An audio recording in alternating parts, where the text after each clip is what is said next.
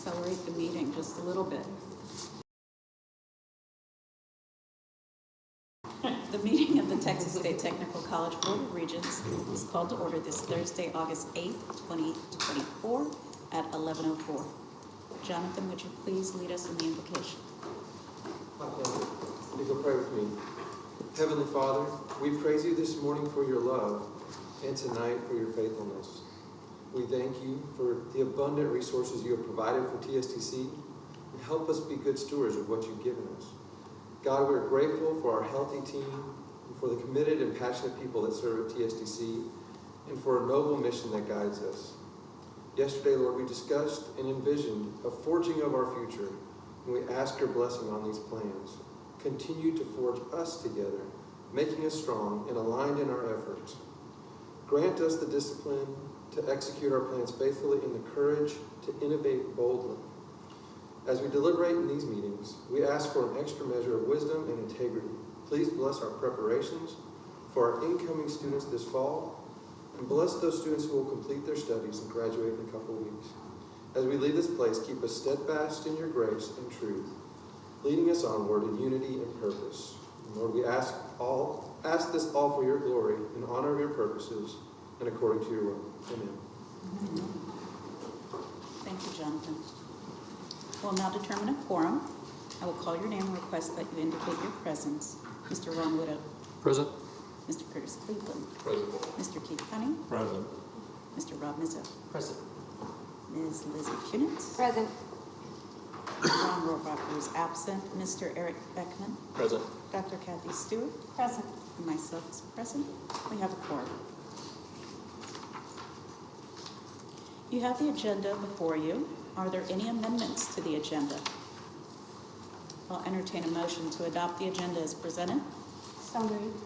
Second. Is there any discussion? All in favor say aye. Aye. Those opposed? The ayes have it. The motion carries. Next, we'll consider the minutes of the May 2024 board meetings, and you have those minutes in your board materials. Are there any corrections to the minutes? I'll entertain a motion to approve the minutes as presented. So moved. Second. Is there any discussion? All in favor say aye. Aye. The ayes have it. The motion carries. We've reached the public comment section of the meeting. Procedures for public comments at the TSTC board meetings are governed by Texas statute and the bylaws of the Board of Regents of Texas State Technical College. These laws allow for comments from the public on any item contained on the publicly posted agenda before the item is considered by the governing body. This will be the only time during the meeting set aside for public comment. Section 551.042, the Texas Open Meetings Act restricts the TSTC Board of Regents dialogue in response to public comments. Are there any public comments?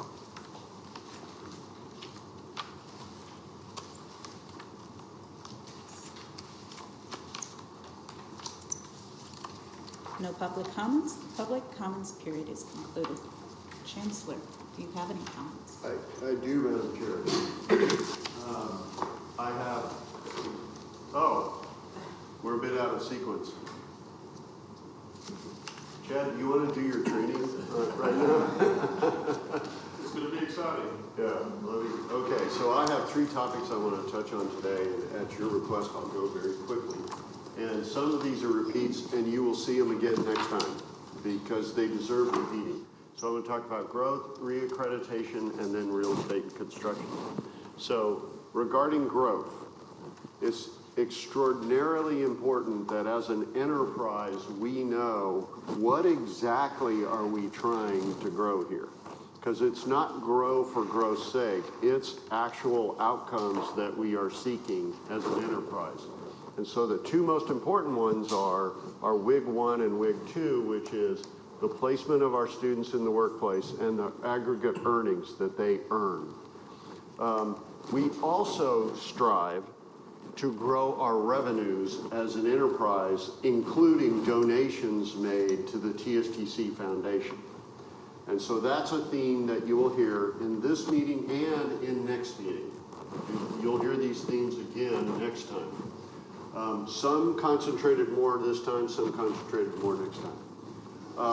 We are trying to grow our state appropriations, and we showed you some history on that yesterday, and you can see that over time we have earned a whole bunch more of a state appropriations. Important because the formula funding makes up over 50% of every dollar spent here. So that is a meaningful number. We also seek to grow other kinds of appropriations from the legislature. And then finally, market share. Now I'm going to show you some information on some of these, and I want to tell you right up front, the slides that are boring, like this one, are the ones I prepared. And the ones that are visually interesting came from Michael's group over in marketing. And so you'll be able to tell which were his and which were mine. So, can you tell where this one came from? By the way, does this screen look a bit small to you? Yeah. It does. It does to me too, yeah. It's an upgrade. So, this is yesterday's tracking report regarding overall enrollment. Now, enrollment is not the point. Enrollment is a lead indicator to the things that we want to grow, which is more placement and more earnings. Before you can place, you have to enroll. And so we measure enrollment as a lead indicator, not the overarching point of what we do. It is how we do what we want to do. So here, the first thing you'll notice is this year's curve, which is the dark blue line, has a concave look to it as opposed to the convex curve that we've had in the past. Well, the reason is explained right here, and that is for a couple years now, we've told you about our conversion of our ERP from the old college system to the new Workday system. We are in the final chapter of that. We also have introduced some, let's call them sidecar capabilities in terms of customer contact softwares and other things, and there is no way to convert those without doing it while you're flying the plane. You've got to just jump in and do it. So this year, our people on the front line who are working like crazy this summer had to work in the old system and the new system, and essentially do the same task twice. So we got a slightly late start, and then we had all of this learning how to do this efficiently and effectively in both systems. But what you can see is we're finally starting to go vertical. The shaded area is our plan. You can see we aspire to have a nice number this time. We've already passed 2 years ago, and we're quickly approaching last year. I'll be elated if we make the plan, but I'll also be happy if we just beat last year. Because in a second I'll show you why that's important.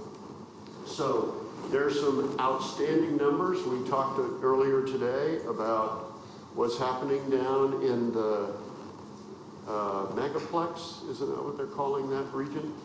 And some others are doing nicely too. Tuition. You can see now, this year we had a 5% tuition increase. So 5% of that number is a price increase. But what that means 15% of it is we have more students and they are taking heavier loads. So that's a good thing, meaning they're buying more product. It's like, a shopper who puts more items in their basket. There's all kinds of benefits to that. And this is as of right now. Let me pause right here and say, in the next 3 to 4 weeks is when we'll know what the final is for fall semester. We are in the throes of the final kick. And those folks downstairs, for example, they deserve a medal for disrupting their entire physical operation down there for us to have a dinner and a meeting. And then as you walked in this morning, did you notice? It's all back. And they're hard at work down there working with kids to get, and adults to get in. Here's our formula funding. This was taken straight out of Chad's book, so you have an opportunity to see this from before. Remember, this shows that 2 biennia from now, we expect, because of the slight lull that occurred during the pandemic, that our formula funding will soften a little bit, but your management team already has a plan to be able to budget within this number in this year and therefore carry over some of the funds to take care of that. A huge benefit for TSTC that the other 2-year schools don't have is we know how much money is headed our way if the legislature fully funds us. So, but as you can see, we continue to grow and have been for a while. Market share, this is really important to me. Because if all we did was just grow randomly, that'd be fine. But what if we then discovered all the competition is growing faster than we are? That would be a bad thing. Because our aspirations are to continue to ascend to the technical college of Texas. And for us to achieve that, market share is an indicator that we are outperforming the market. So this is the latest data we have right here. This won't get updated before the November meeting because of a delay in the state data stream. But we'll have an idea of where that is, I hope, by the November meeting. And this shows you what the pandemic did to those academically dominated 2-year schools. The pandemic kicked them in the teeth.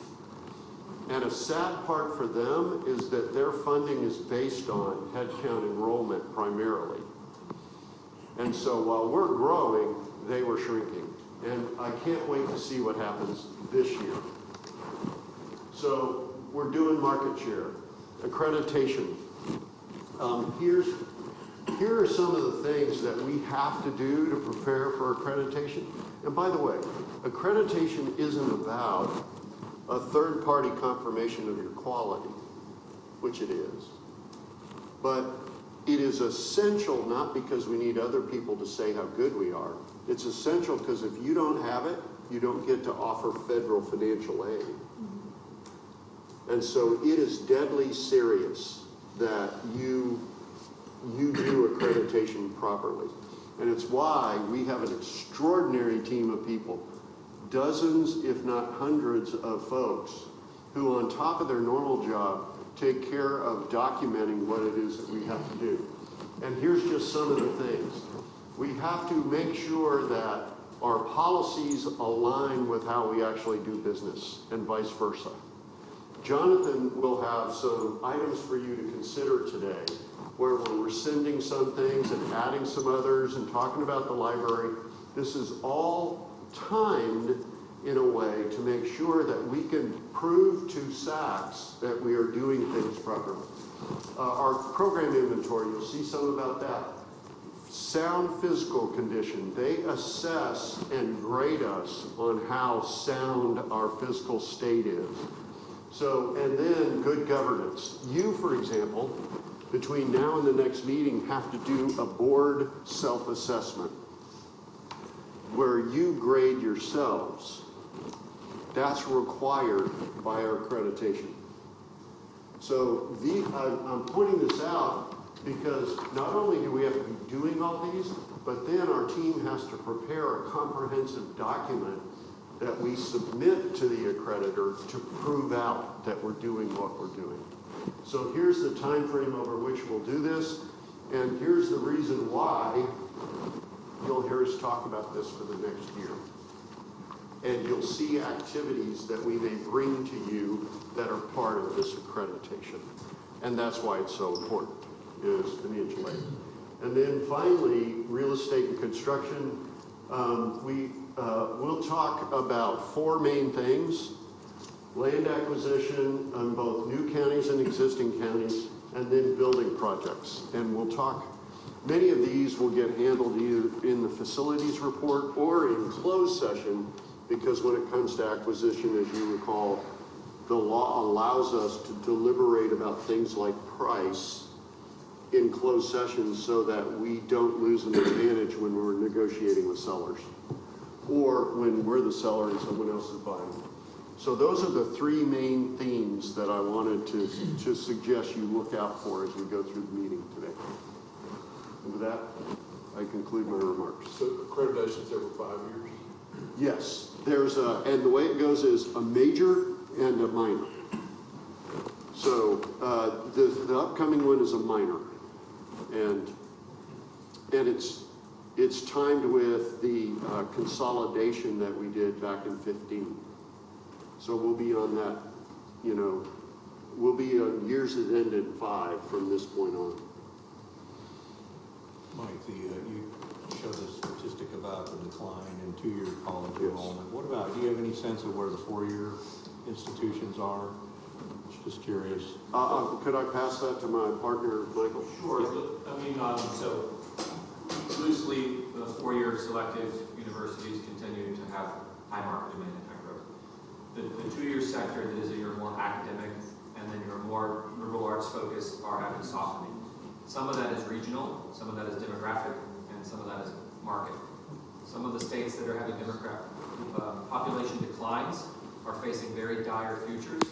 Higher education institutions are closing nationally at the rate of 1 per week. It is a massive consolidation and collapse in that sector. And in 2027, the birth rate, because the birth rate's been declining so much, the graduating high school classes in some states is falling as much as 9% in 2027. That's the main customer of higher ed.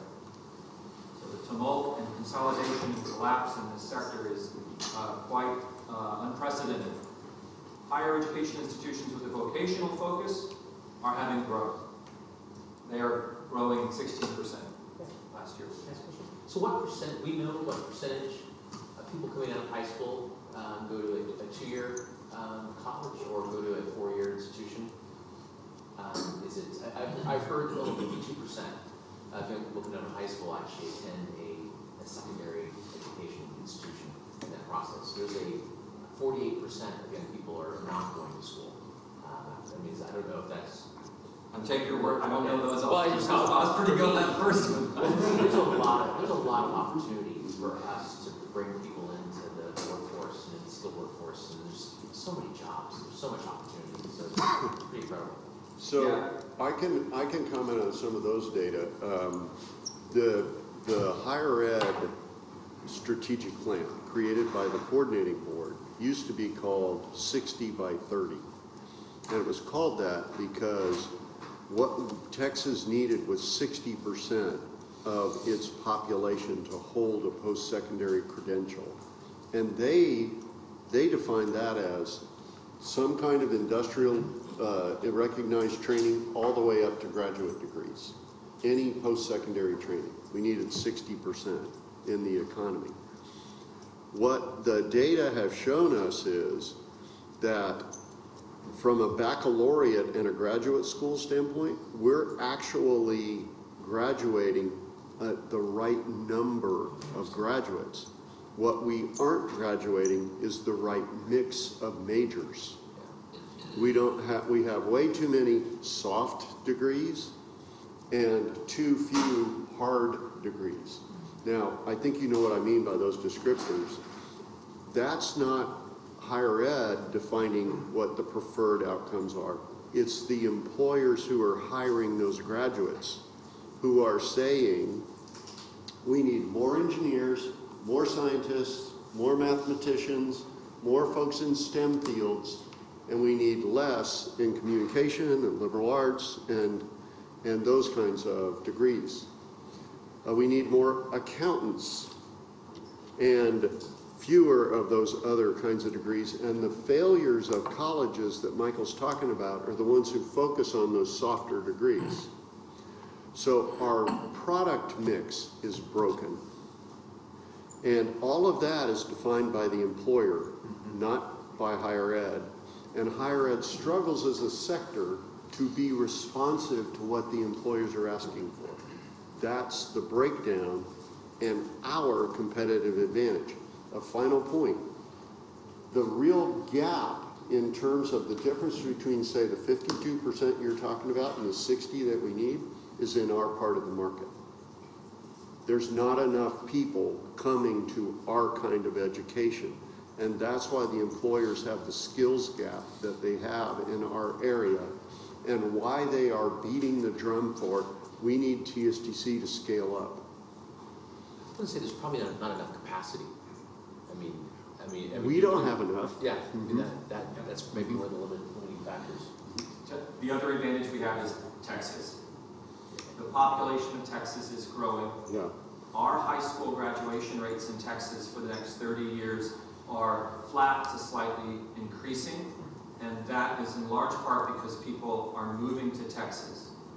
They're moving to Florida, they're moving to Texas. Our tax situation is attractive. So the overall health of the economy and the Texas success story is a dramatic benefit to TSTC as well. Mm-hmm. It's a nice symbiotic relationship as those companies move here, families move here, that creates more market opportunity for TSTC. But many other states do not have that advantage. Agreed. Did that address your, okay. So it's 60% by 2030? That was their original plan. They have a new plan that they came out with just a couple years ago called Building a Talent Strong Texas.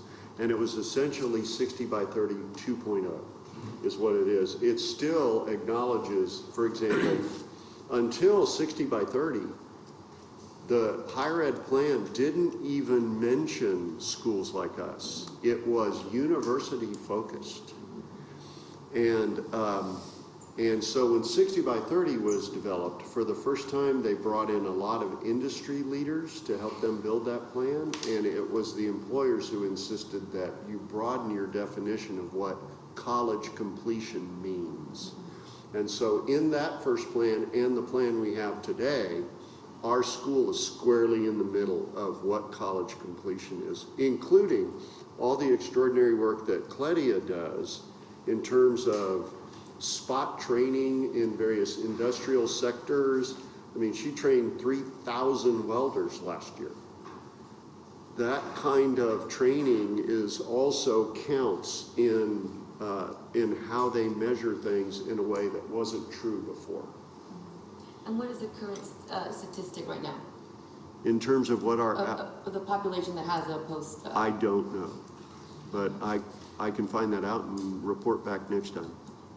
I'll bet Michael and I are much better prepared next time.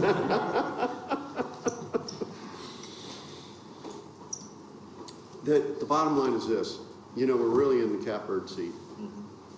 And if we can continue to assemble the means to build our capacity, the demand for what we do is not something we need worry about. It's getting to market with the product. That's what we need to worry about. With the right product. With the exact, and remember we talked yesterday about program mix and how we constantly evolve that. That's part of making sure we have that right product in the right volume with the right skills, you know, built to spec for the employer. So yeah.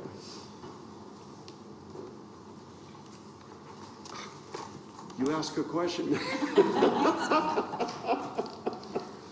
thank you, Chancellor.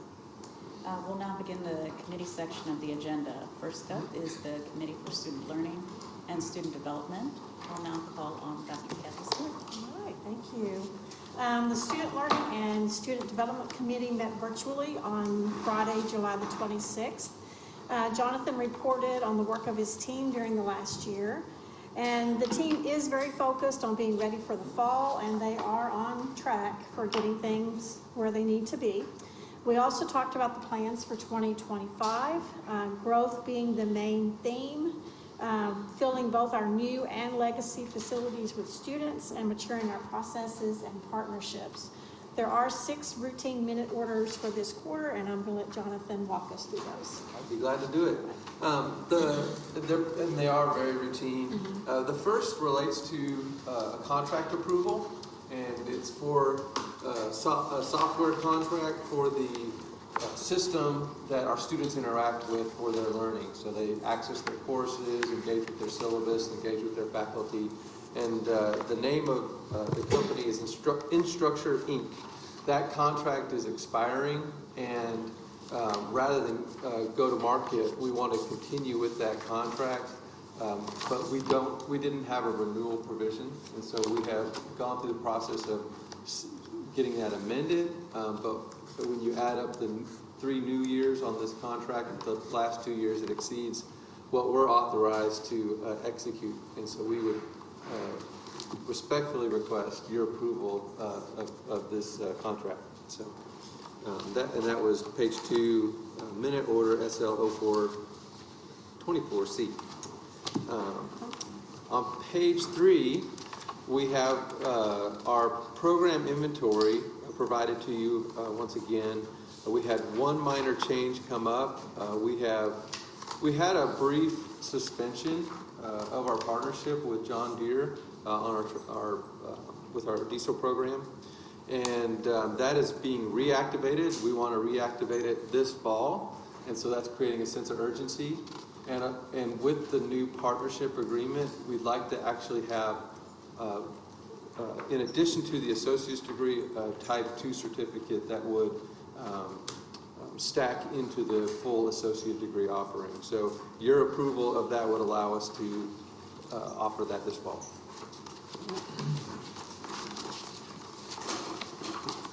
And now we get into the house cleaning before our guests arrive, the accreditation related materials. And I'll add on to what the Chancellor said. We are doing an accreditation review for SAC-COC, the Southern Association. We're also doing a major accreditation process with a new accreditor, and so we'll have simultaneous accreditations. And that's with a new accreditor called the Post-Secondary Commission. So this is more of a performance-oriented accreditation. They really look at your outcomes and evaluate your quality by virtue of what the result is with your students.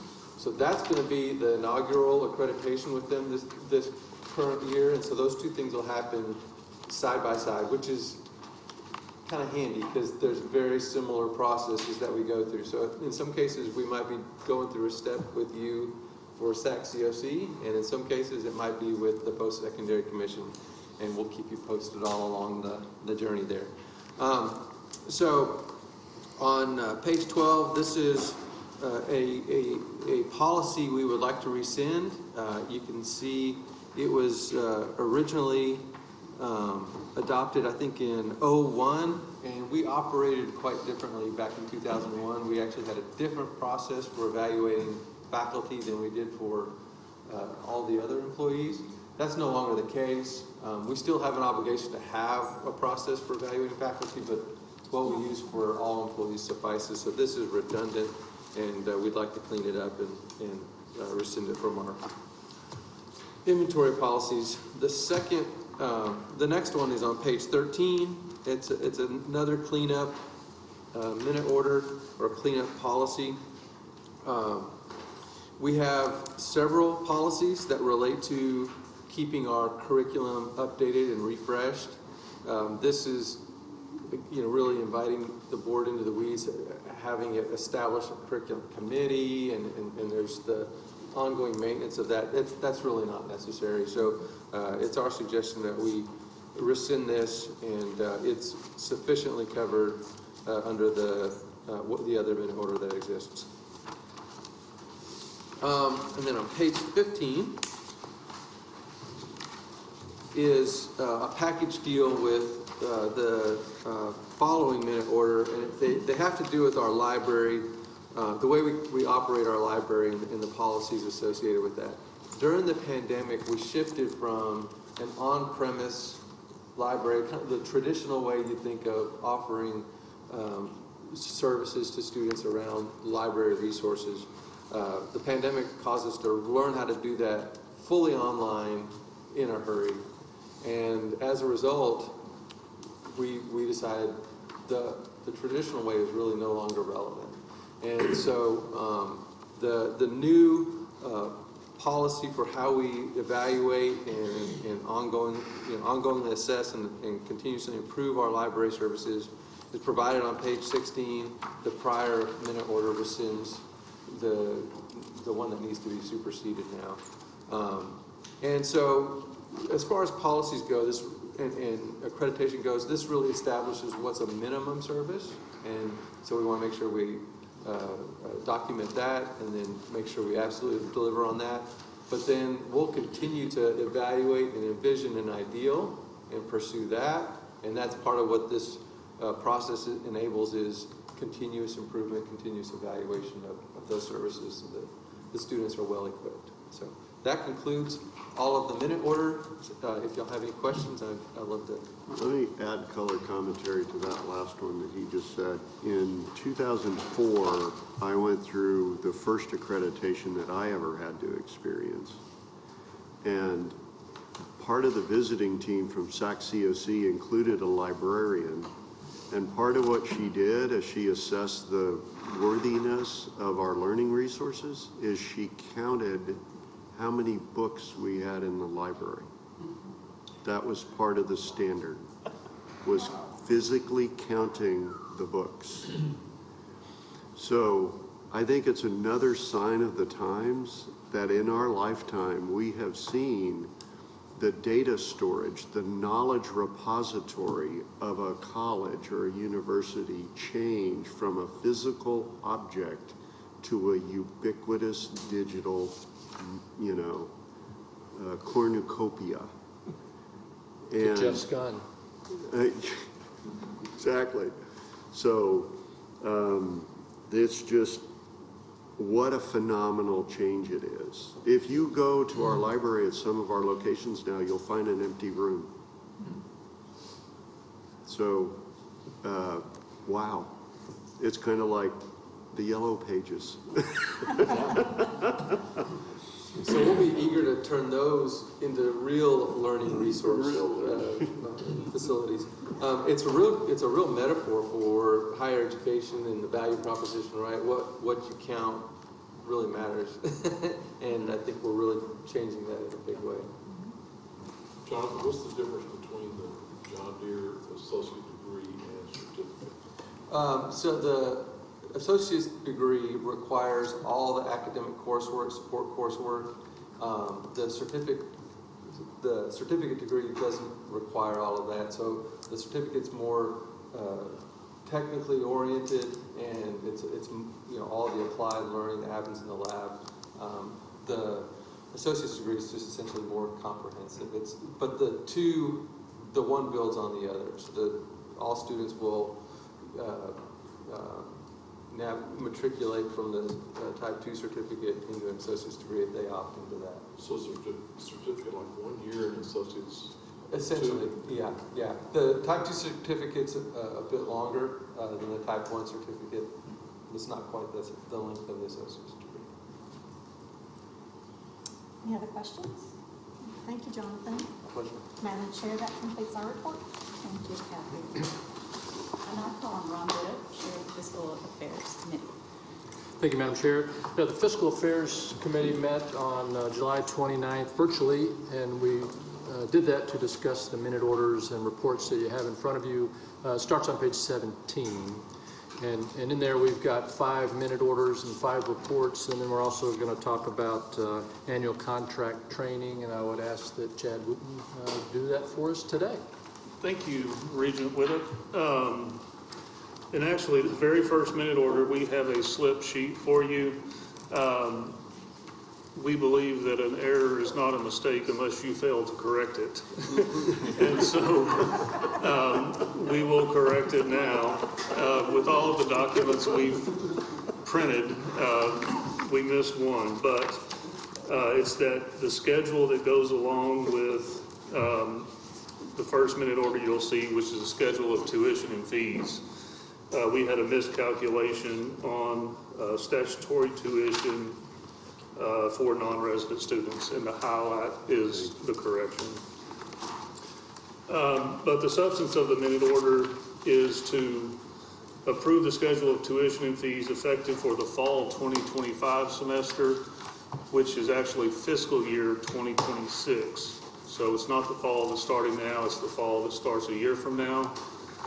We are proposing a uniform 5% increase to each tier. We've seen inflation over this same period be about 7%.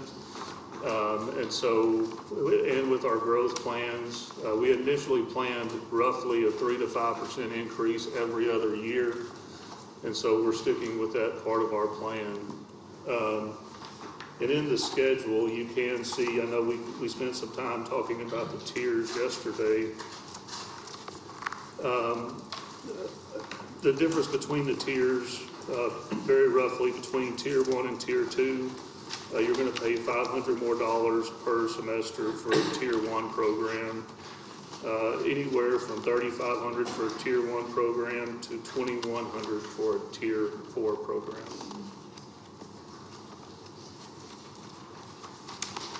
Are there any questions I can answer there? The second minute order sort of goes along with the tuition minute order. These are non-mandatory waivers and exemptions that the board has authority to approve. There are certain mandatory exemptions and waivers mandated by the state of Texas, but these handful we have here, we look at them once a year that the board chooses to implement. No changes this year. Last year we did choose to include not only valedictorians, but we added salutatorians to that exemption list.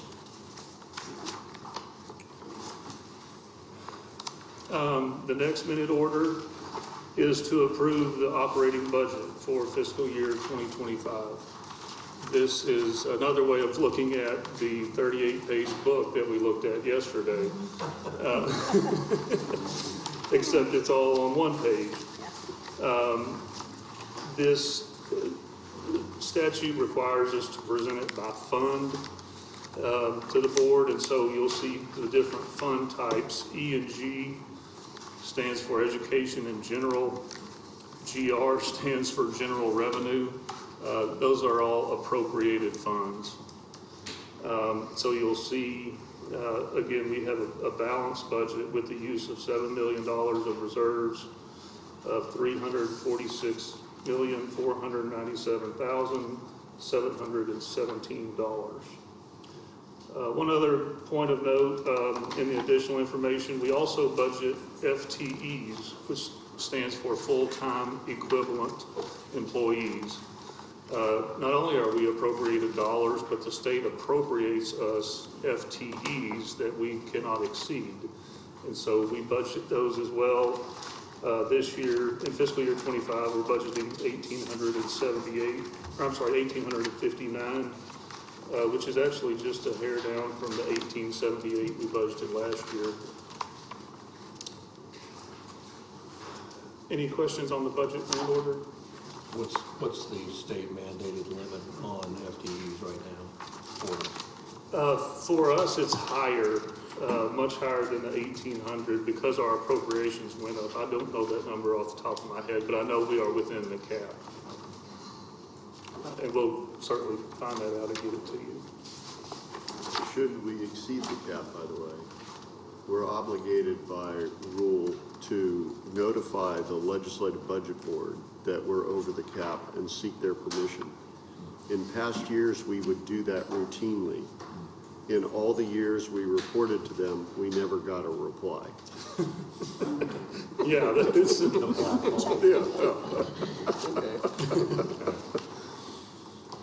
If someone, I know it varies amongst different degrees or certificates, but if someone asks what's the average tuition a student pays a semester at TSTC, what would you say? So the average tuition per semester, I would say, is the tier 1 to 2, I would say around $3,000. That's tuition only. There's also obviously fees if you choose meal plans, housing, that would be on top of it. But tuition itself, probably $3,000 a semester. Thank you. So let me add, because that question begs this clarification too. From the standpoint of affordability, our tuition often falls well within the Pell limits, which is a federal grant that students who are in low to moderate income households qualify for automatically. And so often kids who come from modest homes already have federal grants to pay for all of that tuition. We still, on top of that, have a sizable number of students who borrow financial aid, just like many people at various institutions do. But our financial aid default rate, which is a clear indicator of the ratio of how valuable are your graduates' earnings versus how much they have to borrow, our default rate rivals the flagship universities. We are head and shoulders better than the entire rest of the two-year sector in terms of our financial aid performance. Yeah, because I was just thinking it'd be interesting to see, if the student associate's degree would take the average, that would be, you say, 12,000 for an associate's degree, and then their earnings versus someone who gets a bachelor's in one of the liberal arts and their earnings and. Yeah, and I know on our website, it has great information about the cost of attendance by program. And so you can look at each program, see the cost of attendance, as well as see the potential earnings right beside it. But the value proposition is extremely clear, yes.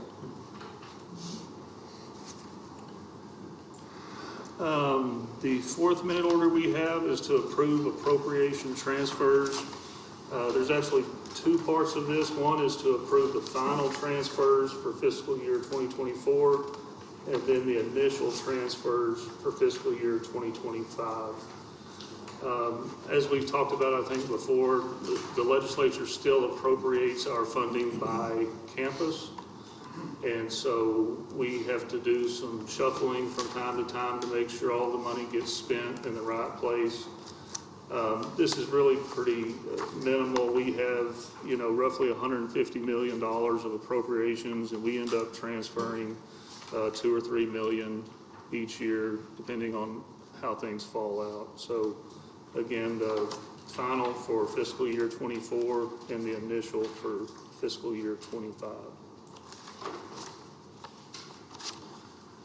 And then finally, this is not a routine minute order necessarily, but the last one is to approve the 11th supplemental resolution to the master resolution authorizing a debt issuance. I know we've talked about this a little bit already prior to the meeting, but we are proposing to issue debt up to $60 million. We're thinking it will be closer to 50, but we put a ceiling on there for approval.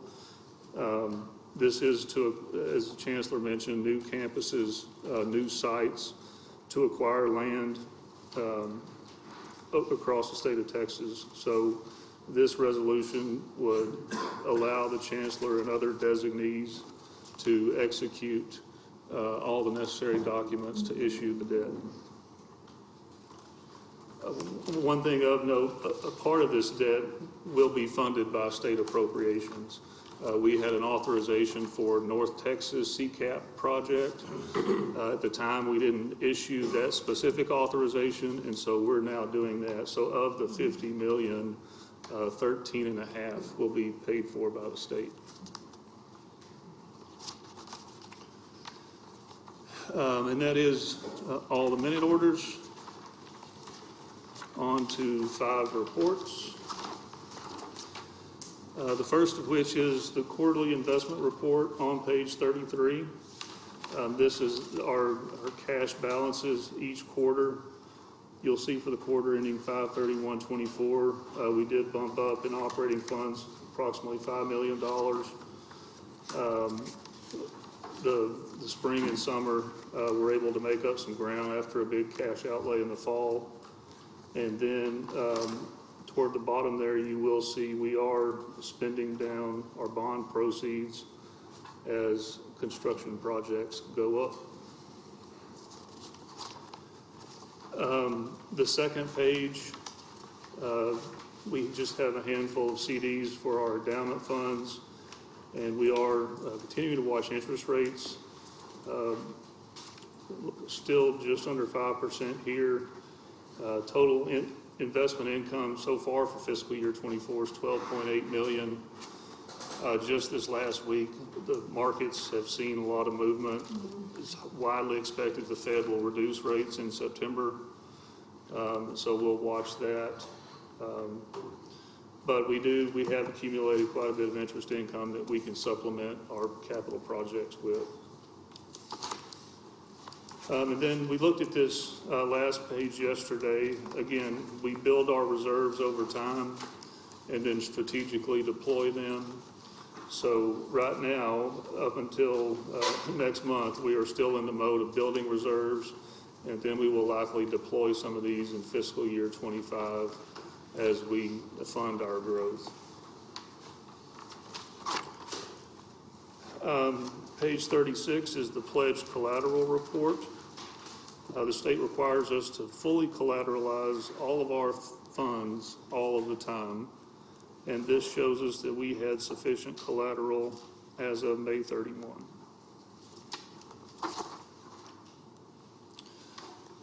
Page 37 is the budget performance report as of May 31st. We did hit briefly on this yesterday as well. We are forecasting just a tiny bit of 1% of a surplus, basically $2.8 million. And we are not forecasting the need to use reserves in fiscal year '24. So we'll roll that forward, and that will be part of the $7 million we use next year. Again, as the Chancellor discussed, tuition is up, and '24 has turned out pretty well for us from a financial standpoint. Moving right along, page 39 is the quarterly lease report. Hey, Chad? Yes, sir. Is page 37 actuals or forecasts? Page 37, the first white column is year-to-date actual. So that's for 9 months worth of activity. And then the far right is the full year forecast.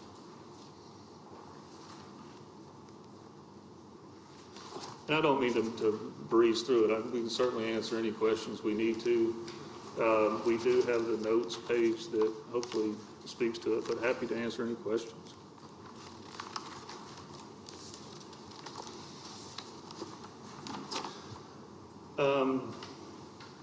The next the next report is the quarterly lease report where the board delegated authority to the Chancellor to execute what we call small leases, less than $500,000. We did acquire some property in Marshall recently, and there was some livestock there, and so we extended that lease for a few months. And finally, our quarterly report that covers all the contracts greater than $1 million.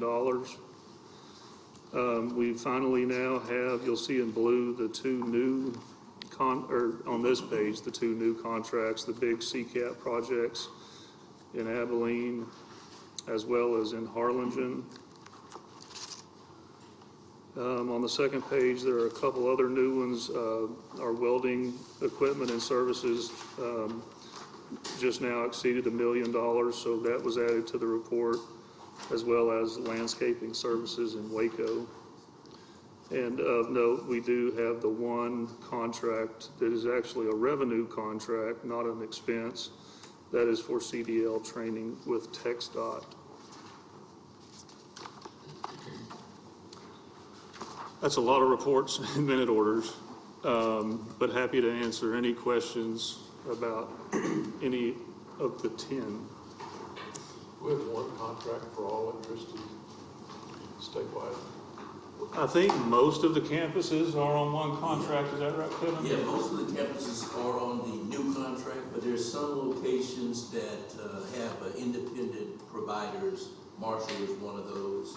So it just depends on the location of the campus. Yeah.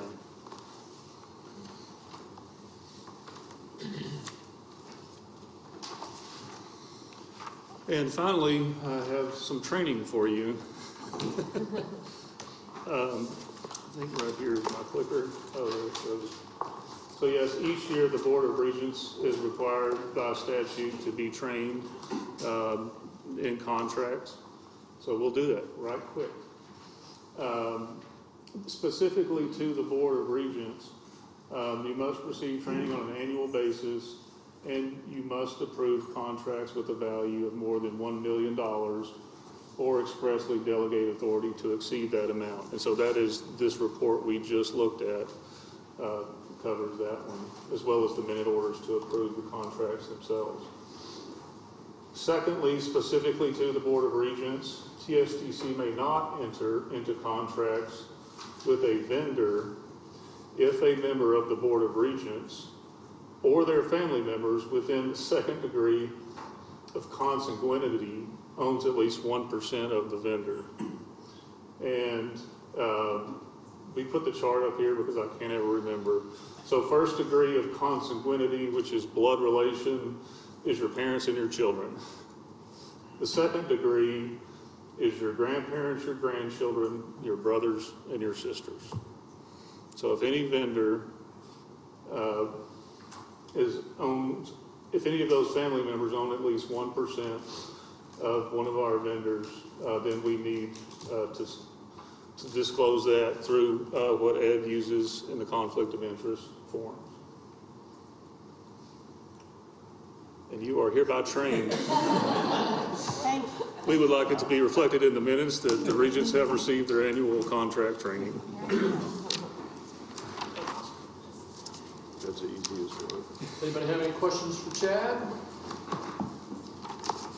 Thank you. Chad, appreciate that. I'll just say, yeah, updates are not mistakes, so appreciate that update. And one of the things I learned as we went through the reports, there's three things. There's math, right?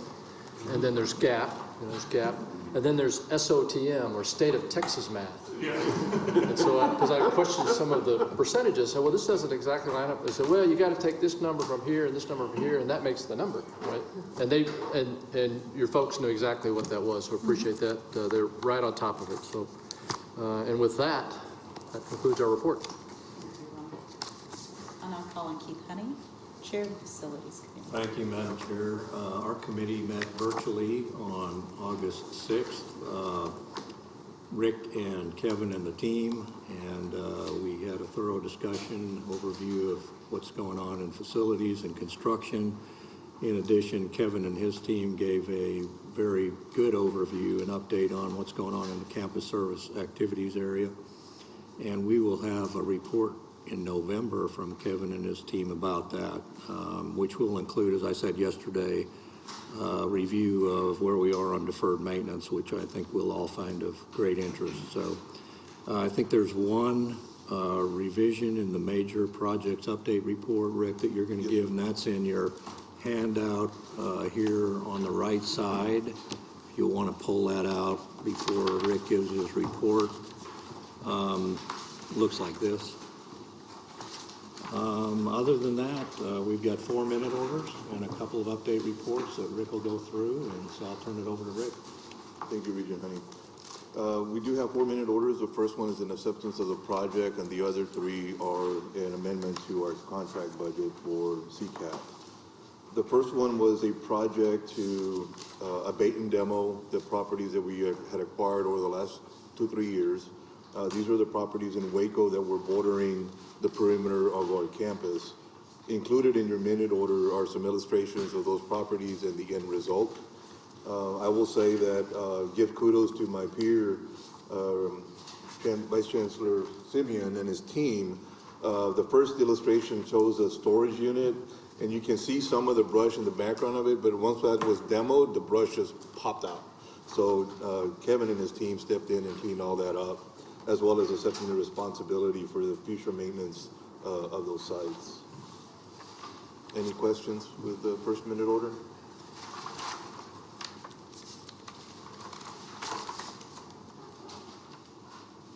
The next 3 minute orders are amending 3 of the 6 CCAP projects. The amendment mainly centers around the cost of equipment. As if you recall, a few board meetings ago, I mentioned that we would be adjusting our CCAP budgets once we finalize the equipment list. We did find opportunities in the way we did the pre-planning process that we could have done better in the way we made those estimations, but I believe we've learned and we're ready to correct it going forward and not have to do this in the future. But unfortunately, we did find an issue, so we do have to amend the budget. The first one is for the campus location of Marshall. That's increasing the amended budget by 1.2 million. And again, this is all related to primarily equipment change, cost of equipment cost. Any question or like further detail on that? Some of these too, Rick, I think we talked about in committee, are a result of, we're still evolving the programs that we're going to offer at some of these facilities as well. So what we initially thought the equipment needs might be has changed, not just the cost of that equipment, but it's changed completely to different equipment because we're offering now different programming. There was some change in our original scope, but yeah, yes, sir. The next location is in Fort Bend County. We are increasing that budget by 4.8 million. Some of the disparity that's obvious in this is in Marshall, we are relocating an existing program to the new facility, so a lot of that equipment is existing equipment, and the additional equipment is the required equipment to increase the capacity of that program, and that's a diesel equipment program. In Fort Bend, we are introducing 2 brand new programs out there, and relocating the diesel equipment program as well.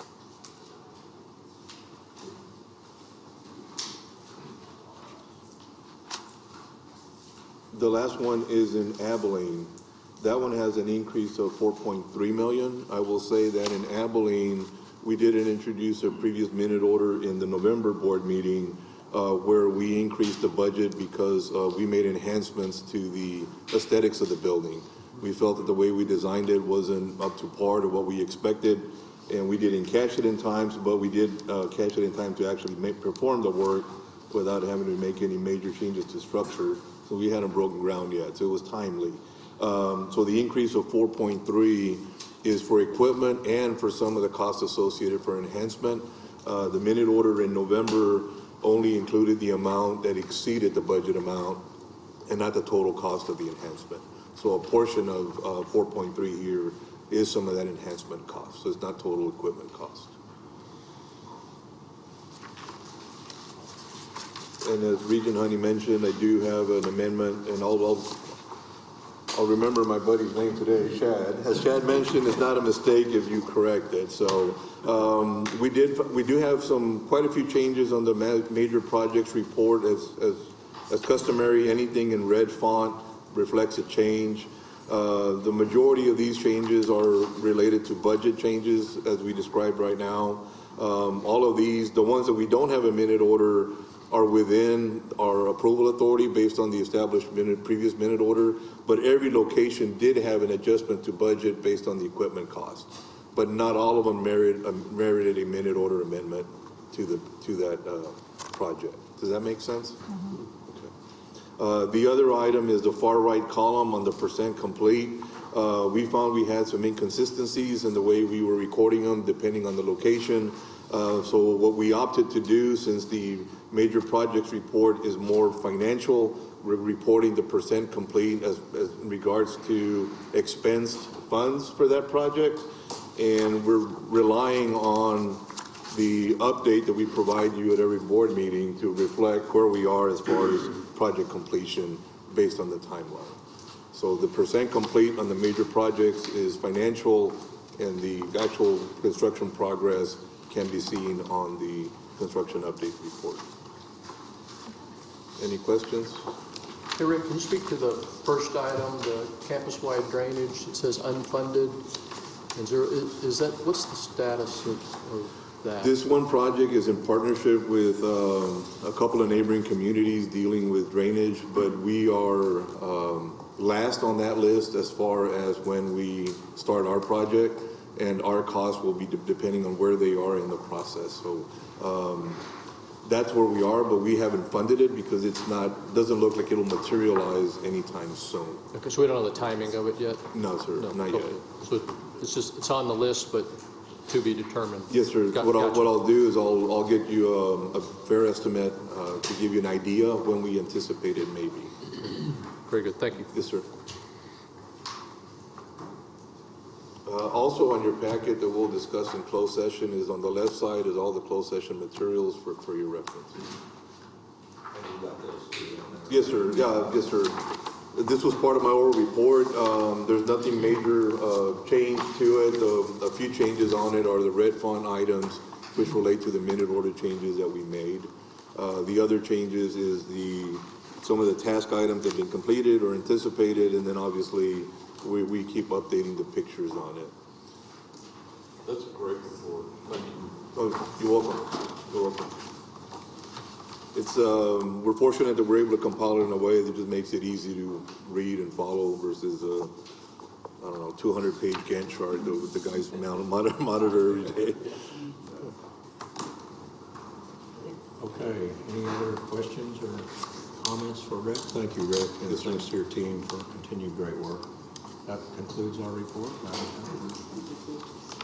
I'll call on Rob Izzo, Chair of the General Administration Committee.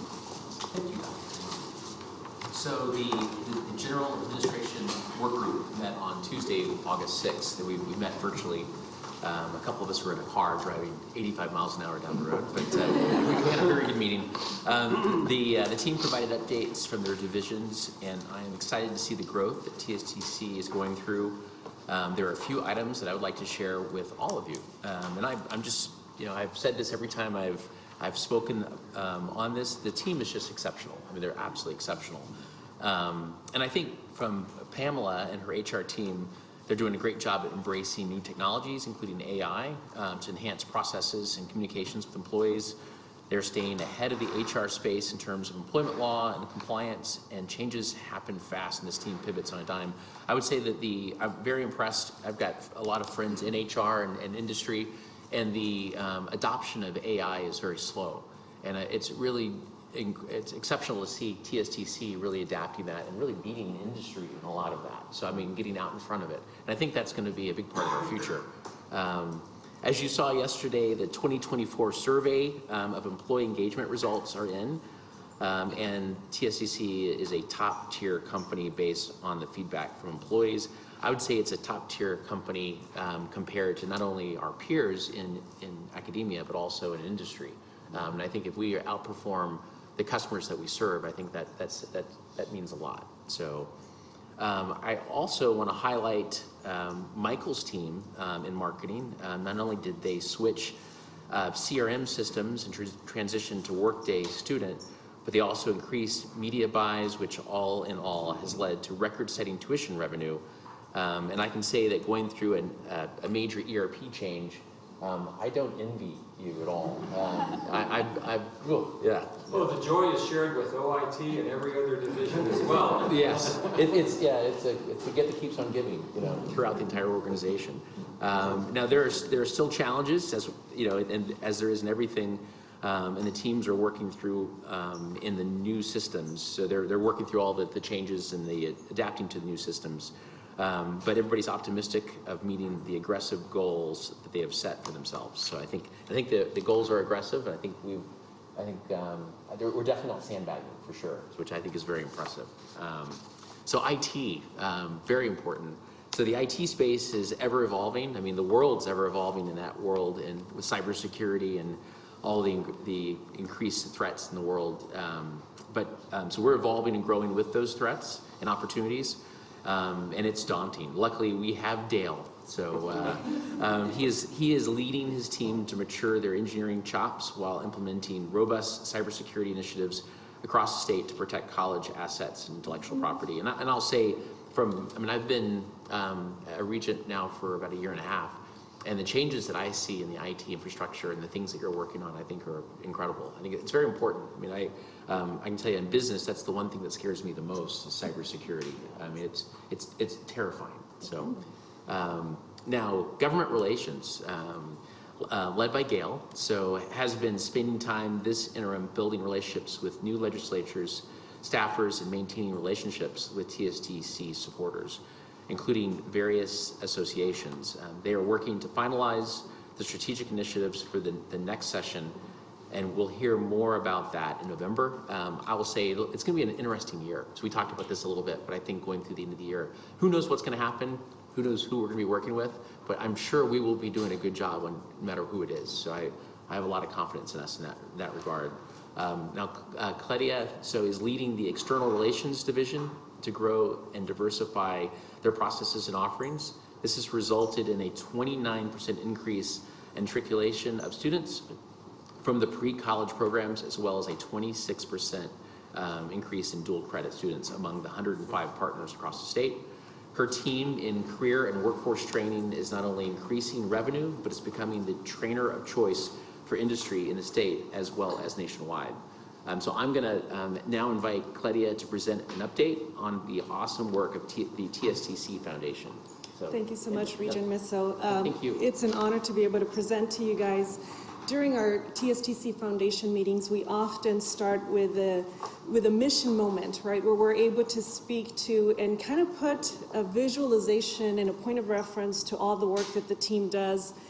And earlier we heard about a situation where we had a dual enrollment student that was living in their car, had graduated from our dual enrollment program, but was not able to have any kind of safe home to actually be able to reside in. So the TSTC Foundation was able to step in and work alongside with our Advocacy Resource Center, as well as our housing department in the Marshall campus. And that student is currently enrolled in our welding program. And if we recall the median wages that we learned about just yesterday for our welding students, us being able to provide them a safe place to be able to have a roof over their head is going to change the trajectory, not only for this one student, but their entire household and their families. So today, I know while we visited the Marshall campus, we were able to visit a little bit our food pantry, as well as some of our other services that we provided, wraparound services. And I wanted to provide a little bit of a broader and a little bit more information with regards to some of the efforts that we're doing in collaboration between our Advocacy Resource Center, our student services, as well as the TSTC Foundation as we support it as an auxiliary funding support. Basic needs is really looking at food and housing insecurities for our students. 2 out of 3 students that attend TSTC have a basic need that they are not being able to fulfill. Just in fall 2023, the ARC Center, which is the Advocacy Resource Center, was able to support 22% of our student body. With regards to food insecurity, half of our students have faced some form of food insecurity, and that really just means they either skip a meal, not by choice, but because they just don't have enough funding. They have to ration their meals, or they're having to not eat a very well-balanced meal. And so being able to provide support to our food pantries, we were able to service, we had over 3,700 visits, so that does count for duplicate students, but we were able to serve 1,000 students in the spring 2024 alone. We have been able to identify that students that suffer from food insecurity, their GPA actually gets impacted by 0.3. And so it's not only affecting their quality of life, it's actually also affecting their academic status. When it comes to housing insecurity, 14% of our students in 2023 were reported as homeless. That means they did not have a safe place. They either had to move around quite a bit, they were not living in a consistent home over the last 12 months, and 38% of our students had some kind of housing insecurity, which meant that they could not afford their rent. They had to identify alternate means to be able to have a safe place to lay their heads every evening. And the first to come to bat are always our employees. We have been able to raise funds through employee giving, being able to support our food pantry. Across the state, we've been able to raise over $7,000 to be able to help support our food pantry.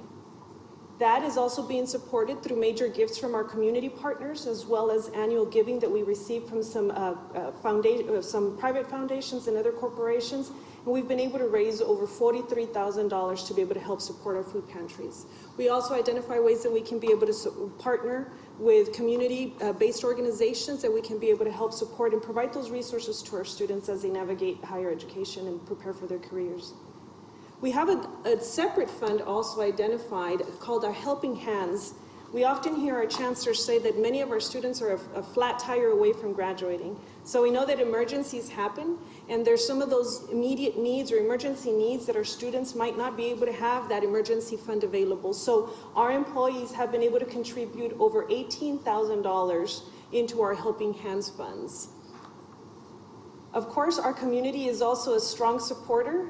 We've been able to raise over $281,000 to be able to help our students. Let it be to pay for a utility bill, to be able to get their car fixed, to be able to secure some type of transportation to be able to get to school.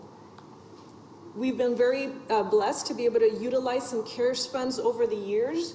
And that funding is coming to an end, and so we're really going to be relying on the TSTC Foundation to continue to support. So you'll see the numbers a little skewed in this report, but we were able to contribute over $354,000 and awarded $102,000, serving close to 200 students with an average award about $500 per student.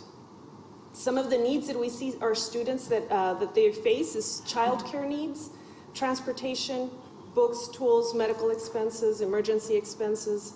And so we identify different funding sources for us to be able to support them, to make sure that we're able to remove those obstacles for them to be able to complete their studies here at TSTC.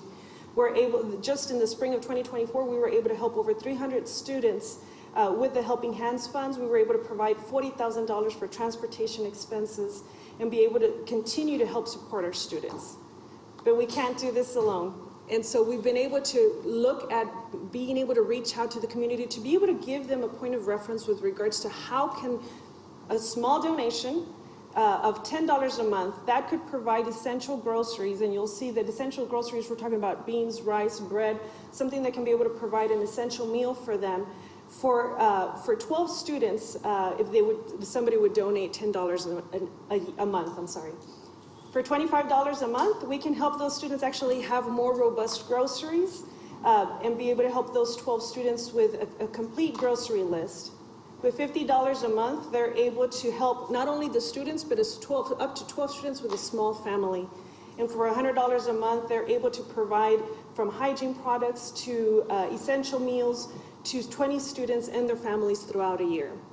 You know, for many times we look at the great success that our students have, and if we think back of when we were going through college, I myself am a first-generation graduate, first-generation immigrant, where we didn't necessarily know, we had to choose between some of the expenses. And so for our students, being able to have these resources and support is vital for them to be able to complete their studies. Because when we say that we're transforming generations or that we're transforming lives, we are generally being able to put them into a career that's going to be able to remove them, and that stigma and that generational poverty will not continue. And so that is the impact that we're having. So just wanted to provide a little bit of an update with regards to everything that the foundation is doing and just the benefit that we're able to do and just the contribution that our employees as well as our community is constantly supporting our students. Thank you so much. Thank you. So I've witnessed the difference that having that confidence that you get out of going through a two-year associate's degree or even just some training, getting a job in manufacturing and watching people change their lives and build confidence in themselves and confidence in their family. It's actually what we do here is very important, really, really important. So. I would say that if you remember back in May when you had the opportunity to tour the Arc Center in Marshall, it was an eye-opener for many. And your recommendation to us is, you know, if we were to tell the story of how we help people, that we could surely garner support for what we're doing. So what Cledia showed you is our efforts toward that. If you are moved by things like that and would like to help support it, just reach out to our foundation and they would be glad to to help you help them. So Chancellor, any other comments or anything else you'd like to add, or is that? I personally make generous gift. Yeah. Oh, there you go. Yeah, I think you could tap into industry, which would support it, I would think. 100%. That hire TSTC graduates, and you could tap into TSTC alumni as well. And I think that's a great initiative. Yeah, And we'll support it, yeah. I think having more people be aware of the program and what we're doing and how it affects the stories of how it affects people's lives, I think it really Yeah, very that's the key. motivational. Because that was, to your point, I didn't know about it until we went to Marshall, which was a great Yes. thing to learn about. And so, Regardless. yeah, Yeah. appreciate the information. So If there were maybe even having some like testimonial videos from students on how that help has impacted Oh, we them. can do that. I think that would really Good. grab at people's Please have your emotions. Kleenex handy. Yeah. This is how your contribution has helped me, and it got me through. you know, and especially the younger generations, they really care about adding value and providing, having a purpose, which I'm motivated by and I love. I think if somehow in our website or kind of in the way we market TSTC, if we lead with that, the way we're making a difference in the world, I think it's, I don't know, it means a lot. In my past in our marketing, the things where we really tried to talk about our why and how we were supporting the community, those are the things that sold our business more than us trying to sell our business. But really good stuff. So does the board have any other comments, questions, thoughts, ideas, perspectives, pontifications? If not, this concludes our report. Thank you, Rob. This concludes the committee section of the agenda. The open meeting of the TSTC Board of Regents on Thursday, August 8, 2024, after proper posting and for the specific purposes provided to the Texas Open Meetings Act, including those in subchapter D, will recess and the closed meeting will begin shortly. The Regents will move to the Crockett Room to conduct the closed meeting. When the closed meeting is adjourned, the board will reconvene the open meeting. The current time is 12:21. The public may please retire now.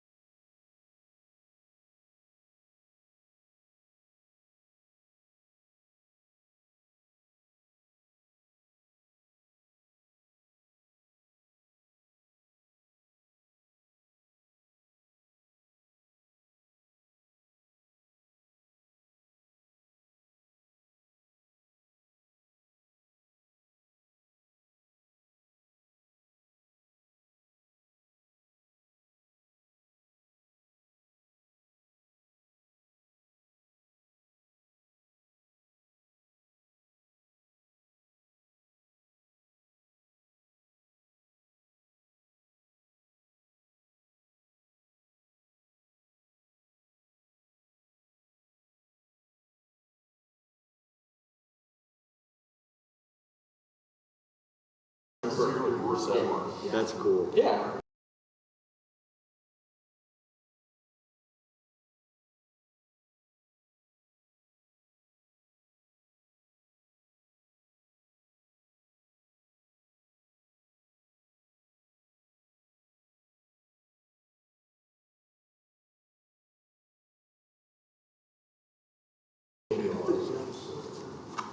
The open meeting of the TSTC Board of Regents reconvenes at 1:16.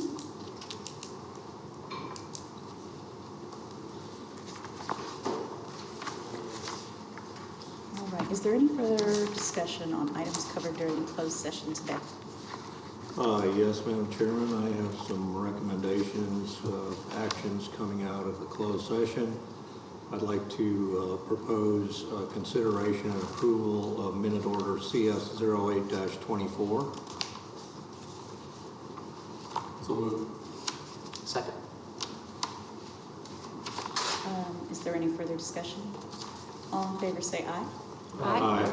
The ayes have it, the motion carries. Secondly, Madam Chairman, I'd like to propose consideration and recommend approval of minute order CS 09-24. So moved. Is there any further discussion? Second. I jumped. Second. All in favor say aye. Aye. The ayes have it. All right, we'll now consider the consent agenda at this time. One more, Oh, Madam Chairman. sorry, I thought there were only two. I would like to recommend consideration and approval of minute order CS 10-24. Second. All in favor? I don't feel me feel good. Aye. The ayes have it, the motion carries. All right. Go to So 12. now, we'll now consider the consent agenda. At this time, any regent can request that any item or items be removed from the consent agenda so that it can be considered by the board as a separate action item. Regents, are there any such amendments to the consent agenda? I can obtain a motion to approve all items contained in the consent agenda as presented. Motion? So moved. Second. Is there any discussion? All in favor say aye. Aye. The ayes have it, the motion carries. Chancellor, do you have any comments? Thank you for a wonderful meeting and for approving the budget. And we promise to get you the results that we showed you we would get. Thank you. And congratulations to the events team who did a wonderful job of coordinating Absolutely. all Yes, of this they stuff. did. Yes, please, and the culinary staff did an awesome job. Awesome job, yes. We'll make sure they hear about it. Yep. We survived the security test. And we did. We were slow to the stairwells, but we,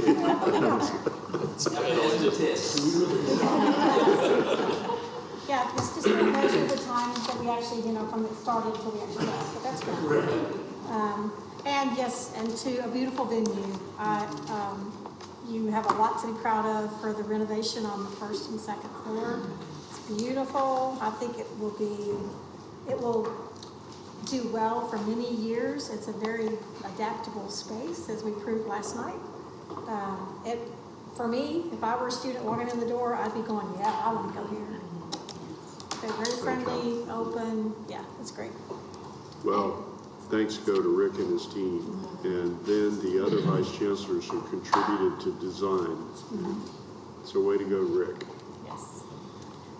Mike, I don't want to give you more work. It was bugging me, so I did look it up. And so the whole 30-60, 60 by 30. So in 2018, just in case anybody's interested, so in 2018, 43.6% of Texans aged 25 through 34 had post-secondary degree or certificate. And then to your question, 51.6% of high school graduates enrolling in higher ed. So you don't have to go back and look for it. They enrolled, but the completion rate is very poor. Yes. And, yeah. I'm surprised it's so that low, only 52%. I mean, that's it's a lot of opportunity for us. Well, it goes back to the conversation that's being held nationally of somebody forgiving all these student loans when the it's not necessarily the majority, but probably half of the people go to college. The other half choose not to. Yes. They're not choosing to have a debt, so why should they be paying for the Amen. debt the other ones are? So, I mean, it just is, that's what it is. Yes. People, they don't, not everybody goes to college. Yeah. Yeah, that's We all did. Thank you for the research. Yeah. Great. Okay, are there any more board comments?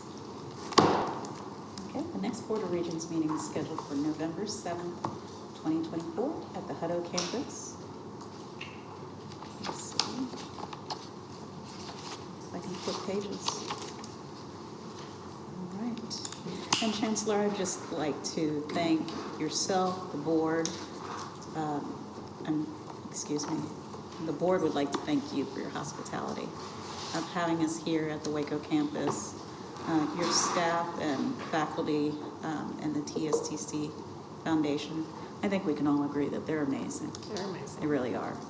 Your concerted efforts are noticed. And the proof is the transformation and growth that are occurring here. So I'm honored to serve. I think I could speak on behalf of the board and say the same. So thank you all for your dedication and keep up the good work. Thank you, ma'am. Is there any further business? Okay. The meeting of the Texas State Technical College Board of Regents is adjourned at 1:22.